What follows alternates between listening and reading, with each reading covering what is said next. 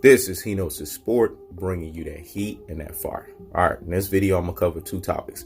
I'm going to talk about Errol Spence versus Shawn Porter, and I'm going to also talk about Jermell Charlo and why Jermell Charlo is not fighting bums and why he's going to be ready to flatline Tony Harrison.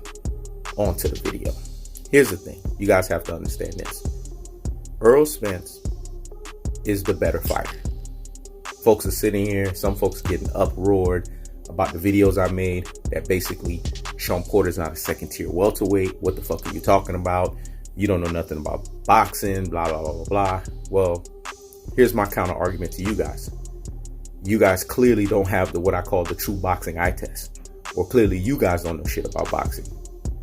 Because like the Meek Mill song say, there's levels, there's gears, there's games to this shit, folks. There's levels. And if you guys don't understand that song, maybe you guys need to sit back, digest, listen to it, and let it marinate in the corpus callosum. Let that thing marinate in your brain cells. Everybody's not built the same. Everybody don't got the same mindset. Every fighter is not the same. That's basically what I'm saying. When you look at Shawn Porter is basically in the second half of his career on the downside. When you look at Errol Spence, he's on the second half of his career, but on the upside. That's the difference between these two guys. One guy's chasing greatness. One guy's chasing legendary status. The other guy is basically a boxing commentator. Part-time, but eventually he's going to be full-time. How can you be doing that job and training and preparing for Errol Spence? Do you guys understand that? Errol Spence is the biggest fight of his career. So why is he still doing PBC commentating? Are you guys not putting two and two together? See, this is the stuff that I'm talking about. Errol Spence is now showing you guys discipline. Because I even got on him about it. The last interview he had at Fight Hype, just yesterday, they asked him, where you at, man, weight-wise? 160. What did I tell you guys?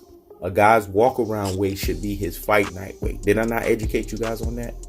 Because disciplined fighters like Floyd Mayweather used to do that. They used to make sure that they stayed at fight night weight as their walk-around weight. That's what fighters are supposed to do. You're not supposed to be blowing up 30, 40 pounds. That's not good for your health. It's not good for your longevity. Errol Spence gets that now because he knows from this point on, it's about chasing legacy, greatness, and going into legendary status. This starts with the bulldozing of Shawn Porter.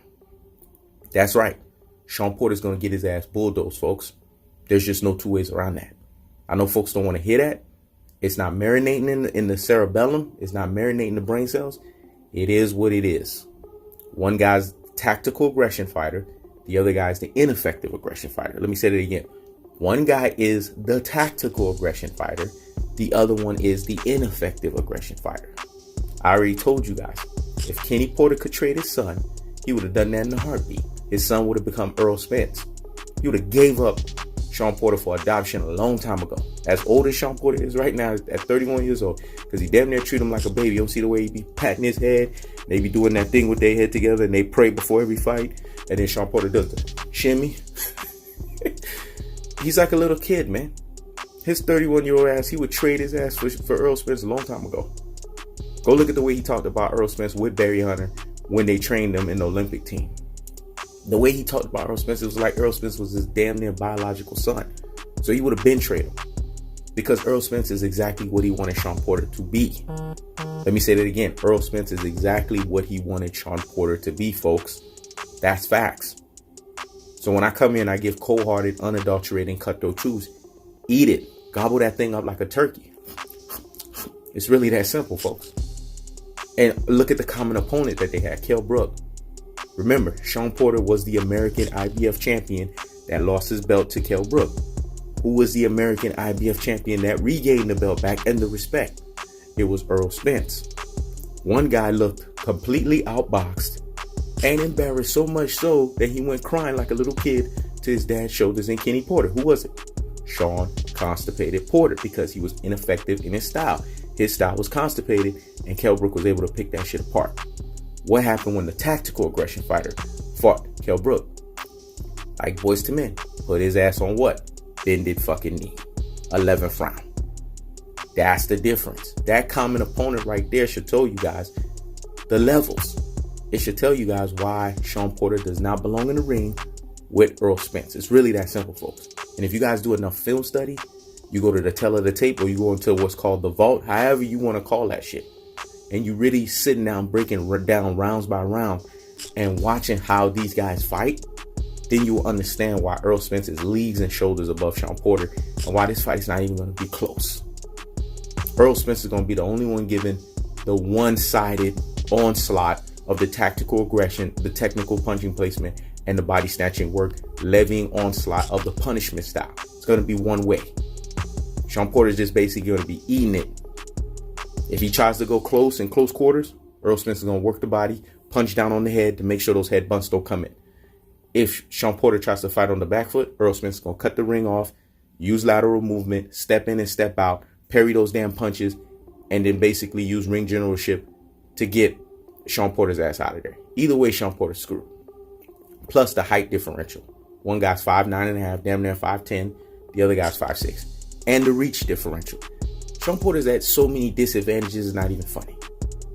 And then from the athletic and the physical stamina standpoint, come on. It's not even close. So on to Jermell Charlo.